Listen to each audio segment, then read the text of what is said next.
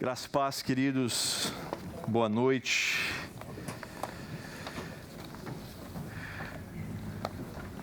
Deixa eu deixar isso aqui. Culto de Natal, então, só reforçando, nós estamos antecipando o nosso culto de Natal de domingo para hoje. E no final a gente tem, segundo a Néia, algo muito bom, né? Eu ouvi dizer que você não perde por esperar. Vão ser umas 3 horas de pregação. Estou brincando. Irmãos, Natal, a gente já vem falando aqui ao longo desses domingos de dezembro sobre o Natal, especificamente sobre os cânticos que constam ali em Lucas 1 e Lucas 2. Eu falei no domingo retrasado, Enoque falou no domingo passado, e eu quero continuar meditando com você sobre esses cânticos de alegria a respeito do nascimento de Jesus, a respeito da vinda do Senhor. Então eu queria que você já deixasse a sua Bíblia aberta em Lucas capítulo 1, e nós vamos meditar no texto que está no verso 67 a 79. Mas Natal, você sabe, é uma época de alegria. Então é muito comum nós vermos as pessoas felizes por causa da época de Natal. Vai chegando o final de ano, a gente vai vendo as decorações de Natal surgirem, e isso vai gerando uma alegria, né? Com exceção daqueles que ficam de recuperação, porque daí gera tensão, né? Você vê as bolinhas. Eu, na verdade, quando estava na escola, chegava final de ano, via bolinha de Natal, via Papai Noel, lembrava que eu ia ter que estudar mais, que tinha recuperação para fazer. Mas, via de regra, normalmente, é momento de alegria. Então, gera em nós essa alegria. Mas a gente sabe também que, querendo ou não, as coisas da vida às vezes nos roubam essa alegria. Obrigado, Pedro. Deus te abençoe, meu irmão. E há muitas coisas na nossa vida que roubam a nossa alegria, tiram a nossa paz. Há muitos intempéries na nossa vida que fazem a alegria desaparecer. Mas há algo que precisa ser dito, que na vida de todos nós que estamos aqui, há algo muito maior que precisa gerar alegria em nosso coração, todos os dias. Então eu queria te perguntar nessa noite, o que você tem de mais valioso na sua vida que te faz ter alegria? O que é que gera alegria em seu coração? O que faz você ficar feliz de verdade? A gente pode listar uma série de coisas, né, que nos faz feliz. A gente pode dizer uma série de coisas ou pessoas que nos deixam felizes, né? Mas a grande verdade é que o que pode nos trazer maior alegria senão a salvação em Cristo? O que pode ser maior que isso na nossa vida? Eu me lembro que algum tempo atrás, não muito distante, a gente ouvia com bastante frequência dos jargões dos crentes de que o melhor de Deus ainda está por vir. E eu ficava pensando, o que pode ser tão melhor ou maior do que a salvação que já veio? E eu ficava pensando, o que será que as pessoas ainda esperam?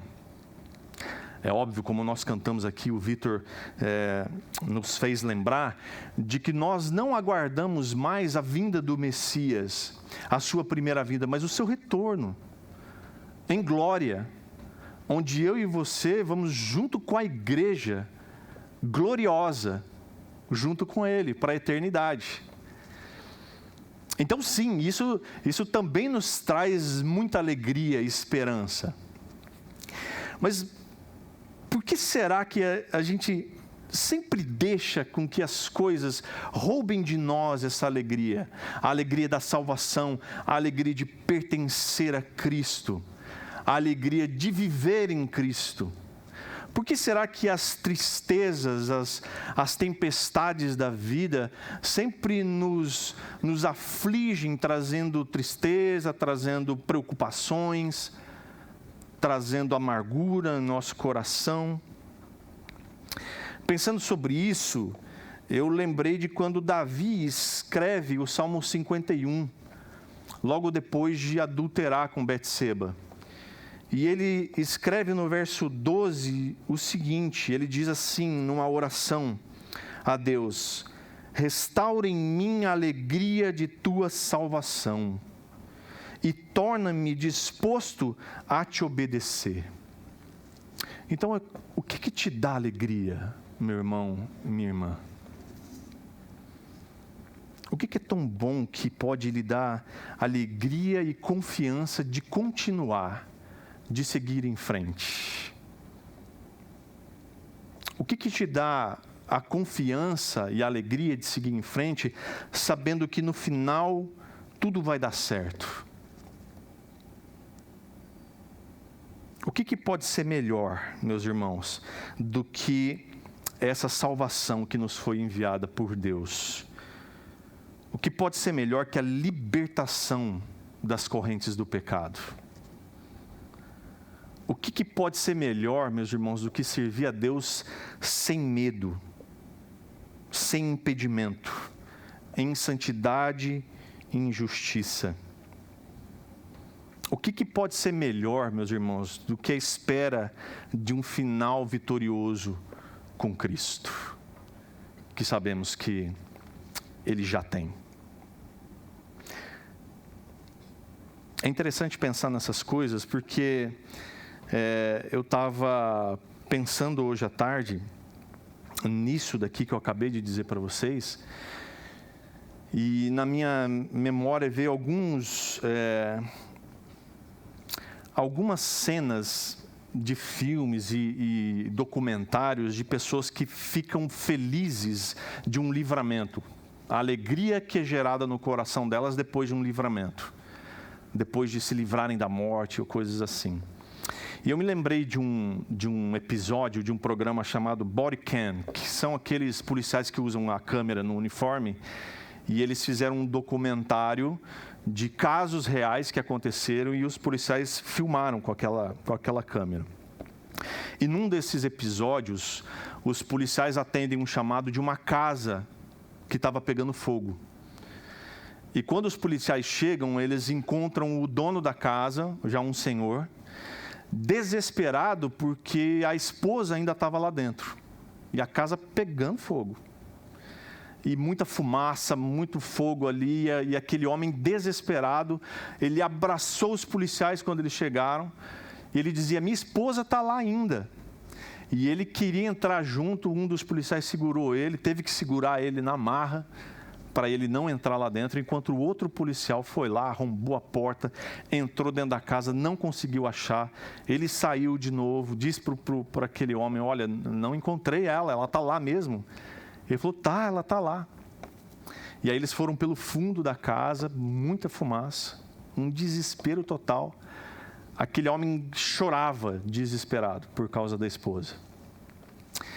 E aí, depois de tanto lutar ali, eles conseguem abrir uma porta, arrombar aquela porta dos fundos, e eles conseguem tirar a mulher de lá ilesa, sem nenhum ferimento. E quando aquela mulher sai de lá, ela abraça o policial, ela chora muito por conta daquele livramento, mas a reação do marido me chamou a atenção. O marido abraça o policial, ele agarra no pescoço do policial, ele chora de alegria e ele diz: você salvou minha esposa. E a alegria daquele homem era tão grande, mas tão grande que ele não sabia o que ele fazia, se ele agradecia e abraçava o policial ou se ele abraçava e beijava a esposa que estava sendo ali atendida. Mas o fato é a alegria daquele homem de ver que a sua esposa estava sã e salva, de que as chamas daquela casa não tinham consumido não só a sua casa, mas também a pessoa que ele amava. E aquela mulher também agradecida, ela dizia: da sua alegria de ter sido salva por aquele policial. Então, essa cena da alegria do policial foi, de fato, muito comovente. O que você faria se você tivesse uma situação como essa, de angústia, de sofrimento, de quase morte, e alguém viesse, lhe estendesse a mão e te salvasse desse perigo? Você demonstraria alegria? É claro que sim, não é? É lógico. Quem não ficaria feliz de ser salvo? Eu já contei para vocês do meu testemunho, mas uma das minhas melhores lembranças de quando eu me afoguei, é acordar na areia, salvo, perceber que eu estava vivo. Isso me trouxe uma alegria profunda, porque há poucos instantes eu estava morrendo lá na água. E quando eu percebi que Deus me livrou da morte, o que veio no meu coração foi alegria. Foi isso que aconteceu com toda a humanidade. Toda a humanidade estava perdida, estava condenada à morte. Mas Deus, o nosso Deus, veio para salvar o que estava perdido. Lucas 19:10 diz: porque o Filho do Homem veio buscar e salvar os perdidos. Graças a Deus por isso.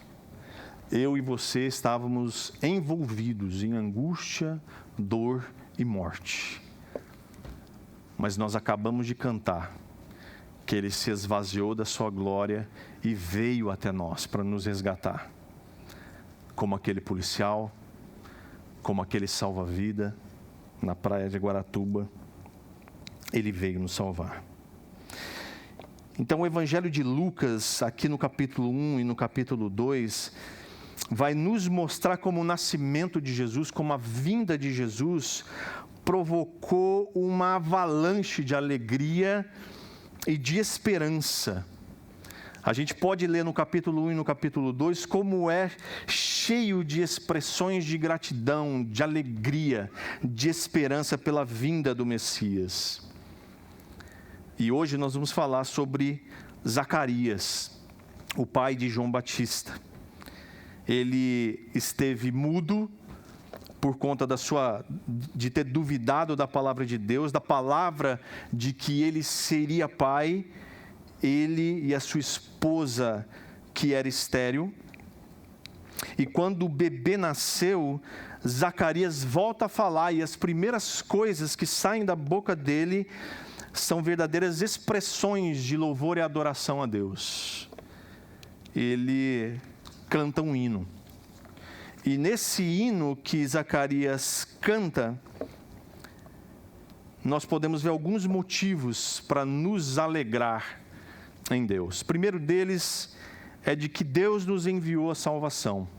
Se você puder ler comigo, versos 67 ao 70, diz assim: então seu pai Zacarias ficou cheio do Espírito Santo e profetizou: seja bendito o Senhor, o Deus de Israel, pois visitou e resgatou o seu povo.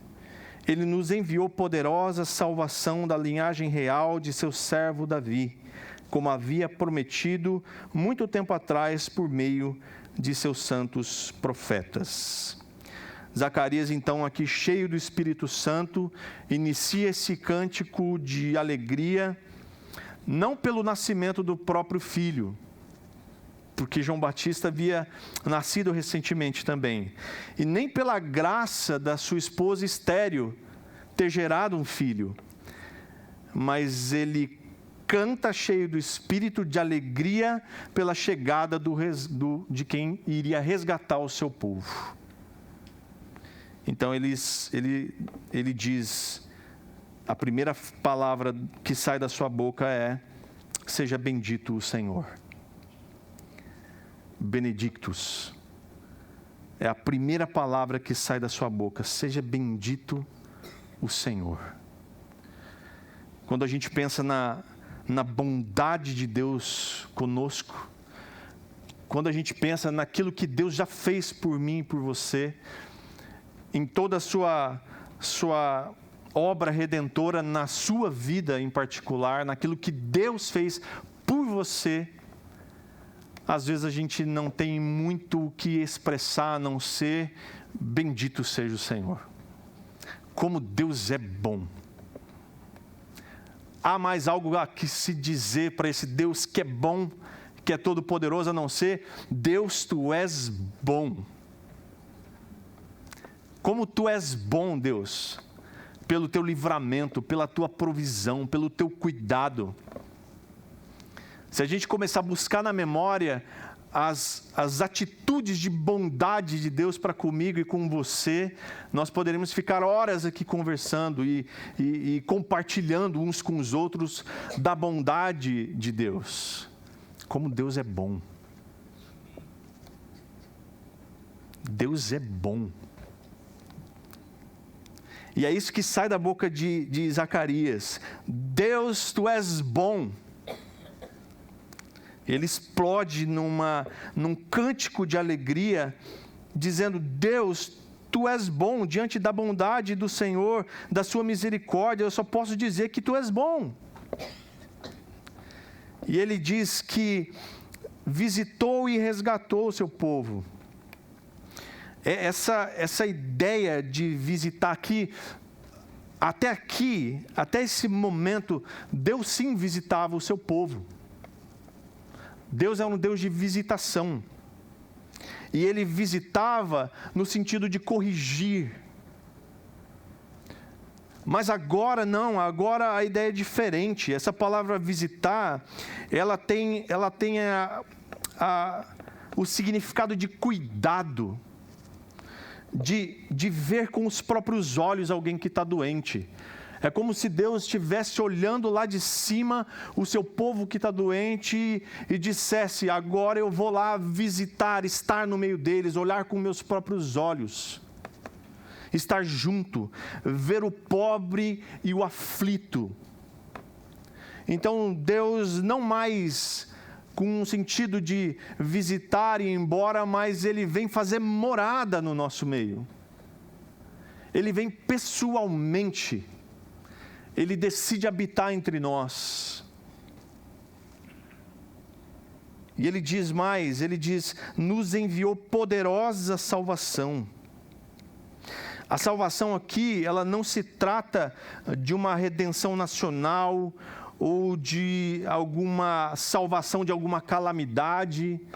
Ele não veio aqui para salvar ninguém de incêndio, ninguém de afogamento, nada disso. É essencialmente uma salvação espiritual. E ela é poderosa. Essa palavra poderosa, na língua original, ela tem mais a ver com chifre de boi. Ele está dizendo assim, essa salvação como um chifre. Porque a ideia do chifre naquela época, para aquele povo, era símbolo de força e poder, comparado aos chifres dos animais, que era símbolo de força e poder desse animal. Então, essa salvação como um chifre de boi, que é forte, que é poderoso. Assim como a gente pode ler, por exemplo, em Deuteronômio 33, 17, quando José, a respeito de José, é dito assim: José é majestoso como um touro jovem, tem força de um boi selvagem, com seus chifres expulsará as nações distantes até os confins da terra. Essa é minha bênção para as multidões de Efraim e para os milhares de Manassés.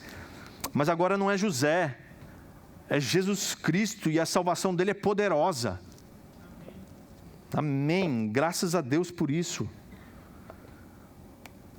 E ele diz que é da linhagem real, ou seja, vem da casa de Davi. Jesus, o Messias da casa de Davi, ele tem poder para salvar, para libertar o seu povo de todo tipo de opressão e escravidão. Ele é rei. E tudo isso como prometeu por meio de seus santos profetas. Zacarias, ele se refere à palavra de Deus. Ele está dizendo tudo que Deus prometeu para mim e para você aqui, agora ele cumpre. Agora está se tornando real. Assim como João diz para nós em João capítulo 1. O verbo, a palavra, se tornou agora carne, está entre nós. Como ele prometeu. Como ele prometeu, agora está cumprido. A segunda coisa que nós podemos ter como motivo de gratidão a Deus é que Deus nos garantiu a libertação. Leia comigo, por favor, versos 71 ao 75. Agora seremos salvos de nossos inimigos e de todos que nos odeiam. Ele foi misericordioso com nossos antepassados ao lembrar-se de sua santa aliança, o juramento solene que fez com nosso antepassado Abraão. Prometeu livrar-nos de nossos inimigos para o servirmos sem medo, em santidade e justiça enquanto vivermos. Zacarias acreditava, assim como muita gente, que seus inimigos de verdade era quem os oprimia. No caso aqui era Roma. Mas Paulo, ele vai nos dizer mais tarde que aquilo que os nossos reais inimigos, na verdade, não são de carne e sangue. Ele diz agora, seremos salvos de quem nos odeia. O que de fato nos oprime, meus irmãos, não são as coisas aqui terrenas, um governo mau, os nossos desafetos. O que nos oprime de verdade é o pecado que tenazmente nos assedia, como diz Hebreus capítulo 1. É disso que eu e você somos salvos. E, portanto, somos salvos da condenação eterna, já que o salário do pecado é o quê? A morte, como nos diz Romanos 6:23. Mas ele também diz que Deus foi misericordioso por causa de sua aliança. Graças a Deus, Romanos 6:23 não termina na morte, mas nos diz que a dádiva de Deus é a vida eterna em Cristo Jesus, nosso Senhor. Isso quer dizer que as misericórdias do Senhor é o compromisso de Deus por causa da aliança que Ele fez conosco.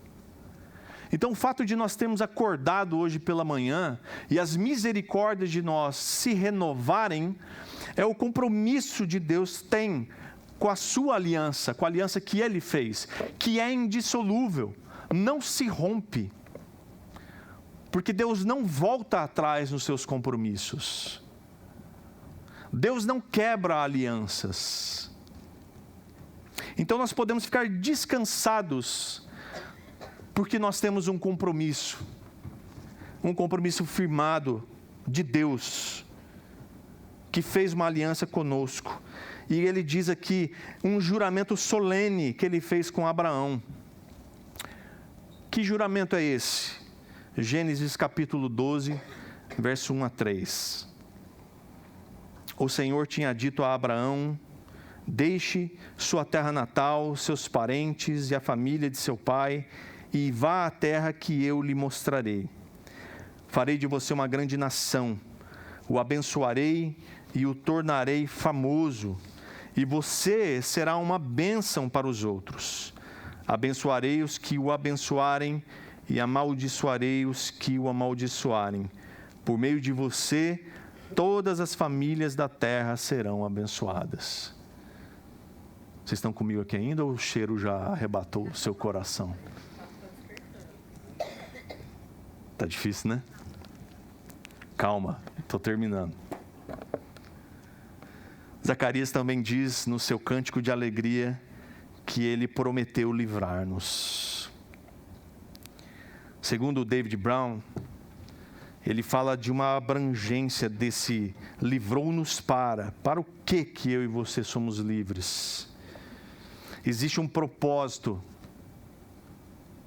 de toda essa redenção, que é o de servir a Deus. Existe uma natureza desse serviço que é em santidade e em justiça, ou seja, isso é feito na presença dEle. Nós somos livres das mãos dos nossos inimigos e encorajados a servir a Deus sem medo. Por quanto tempo isso? Enquanto nós vivermos. Por toda a nossa vida. Por toda a nossa vida nós temos um propósito, que é de servir a Deus em santidade e em justiça, porque nós somos livres para isso. E nós somos encorajados a fazer isso sem medo, por toda a nossa vida. Enquanto eu e você vivermos, por todo o tempo, em toda circunstância.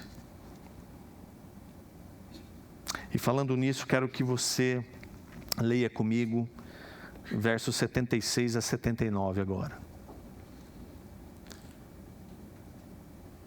Agora Deus nos dá uma missão. E eu quero ver isso com você a partir do momento que Zacarias começa a se dirigir ao seu filho agora. Ele diz assim: e você, meu filhinho, será chamado profeta do Altíssimo, pois preparará o caminho para o Senhor. Dirá a seu povo como encontrar salvação por meio do perdão de seus pecados. Graças à eterna misericórdia de nosso Deus, a luz da manhã, vinda do céu, está prestes a raiar sobre nós, para iluminar aqueles que estão na escuridão e na sombra da morte, e nos guiar ao caminho da paz.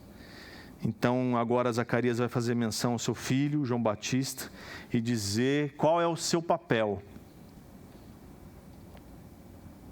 Então, a gente pode pensar da seguinte forma: João Batista veio preparar o caminho do Senhor, enquanto eu e você estamos aqui para preparar a segunda vinda dele. Zacarias chama João Batista de profeta do Altíssimo.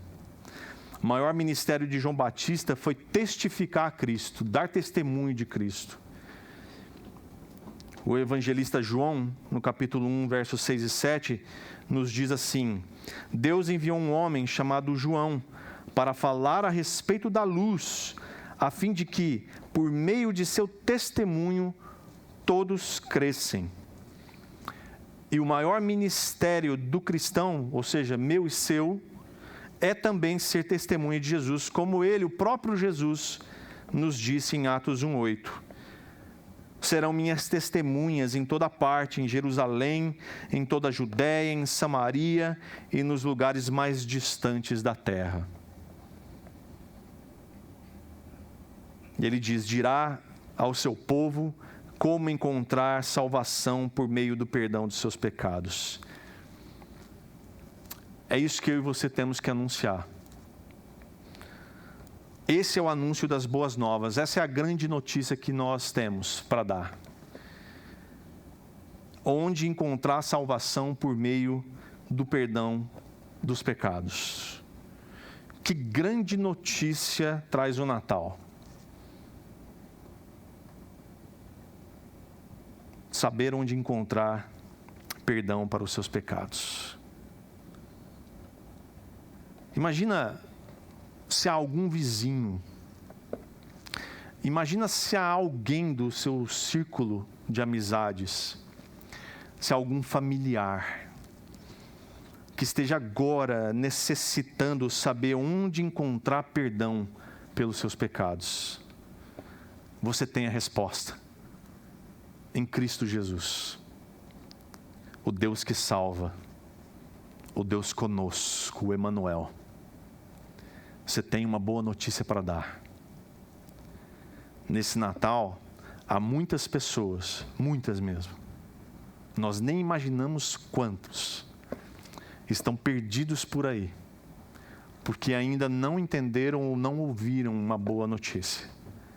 Ainda estão presos nas suas desilusões, na sua angústia, no seu medo, no seu pecado, que precisam ouvir uma boa notícia, uma notícia de salvação, que é capaz de transformar a sua vida. Quantas pessoas estão presas dentro de casa, talvez vizinho seu, aprisionados numa depressão, numa angústia, numa falta de vontade de viver, num desespero pela vida, sem saber que essa vida está em Cristo, porque Ele mesmo disse que Ele daria vida e uma vida abundante. E nós, eu e você, temos essa boa notícia para dar. Temos esse anúncio. Então, a exemplo de João Batista, que foi aqui através de um cântico profético do seu pai, onde ele diz: você, João Batista, vai dizer ao seu povo como encontrar salvação por meio do perdão dos seus pecados. Eu e você sabemos onde encontrar. E no Natal, nós temos essa mensagem, essa notícia. A sua vida não precisa ficar do jeito que está. A sua vida não precisa continuar angustiada. A sua vida não precisa continuar sem significado. Porque a sua vida encontra significado no autor da vida, Cristo Jesus. E Ele tem o desejo, a vontade de resgatar a sua vida e fazer dela nova. Porque Ele faz nova todas as coisas. E aí Zacarias, ele termina dizendo: graças à terna misericórdia de nosso Deus. A luz vinda do céu já raiou sobre nós, meus irmãos. Ela ilumina a nossa vida e dissipa toda a escuridão. Portanto, nós somos como faróis por aí.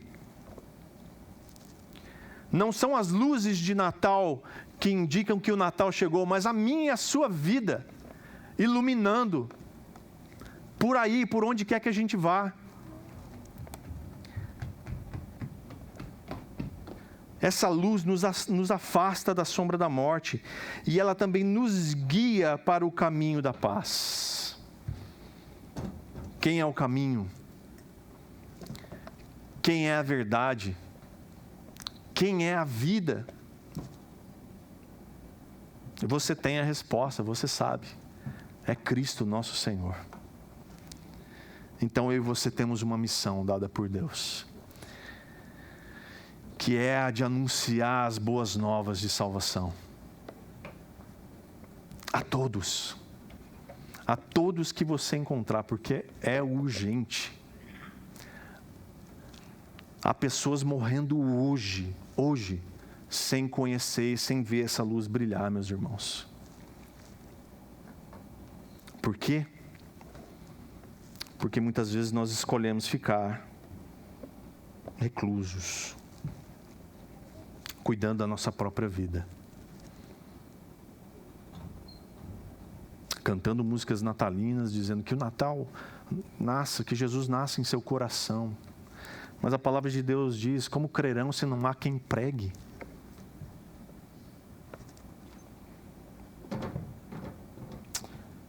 Talvez você entrou aqui nessa noite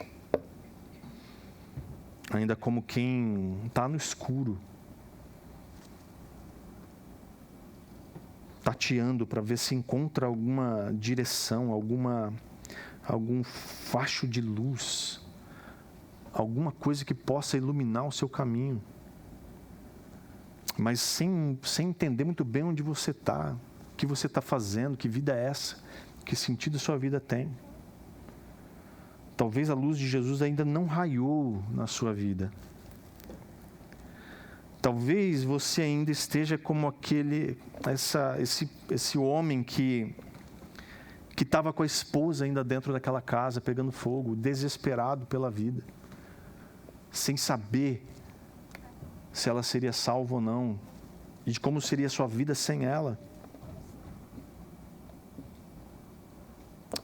Com aflição, com medo, preocupações. O Natal já aconteceu. Eis que Deus enviou a mim e a você o seu Filho Jesus, que fará brilhar a sua luz. E então, eu e você seremos salvos, porque nós veremos a salvação diante dos nossos próprios olhos, na manifestação de Cristo, o nosso Senhor. Creia no Senhor Jesus, meus irmãos. Ainda hoje, ainda dá tempo. Você ainda pode fazer isso. E eu queria chamar o pessoal do louvor agora, para a gente cantar mais uma música. Na verdade, o que nós vamos cantar é a canção de Maria, o que acontece um pouquinho antes desse texto. Mas eu gostaria que você pudesse expressar em seu coração a alegria que você sente de ter essa salvação em Cristo Jesus.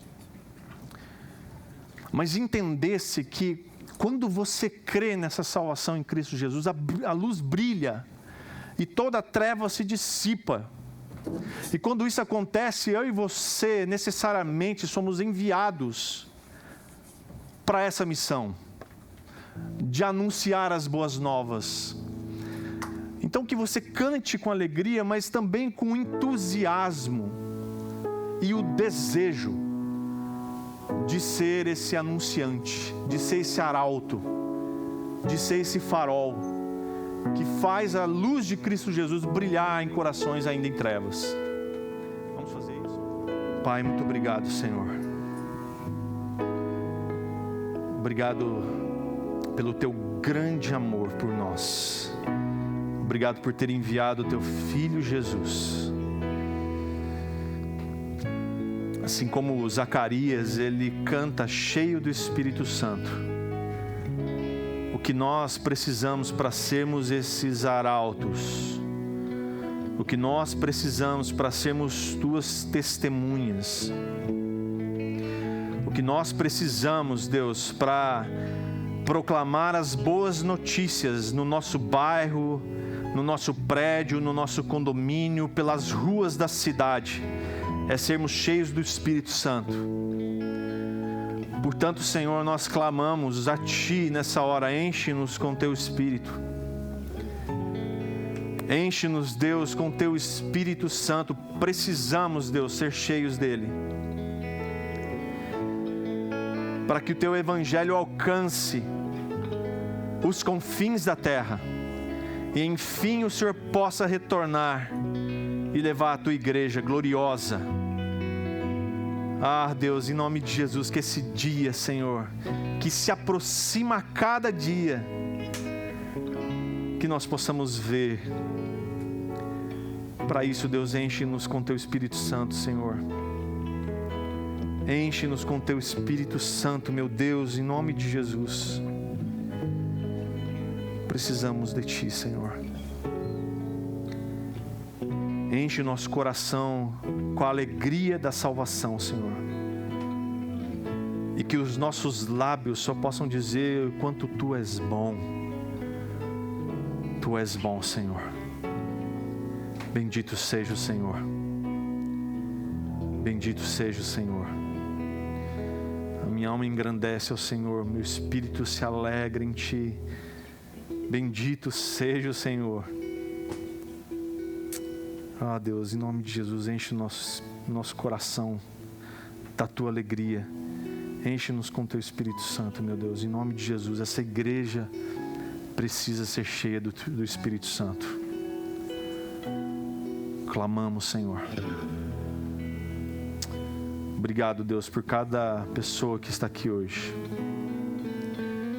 Que a Tua palavra encontre lugar no coração dele e no coração dela. E que ela frutifique. Em nome de Jesus. Que o Jesus, o Filho, cheio de graça, nos faça lembrar todos os dias da salvação, do que o Senhor fez naquela cruz por nós, nos comprando, nos lavando, nos purificando de todo pecado. Que o Deus de amor nos envolva em seus laços todos os dias.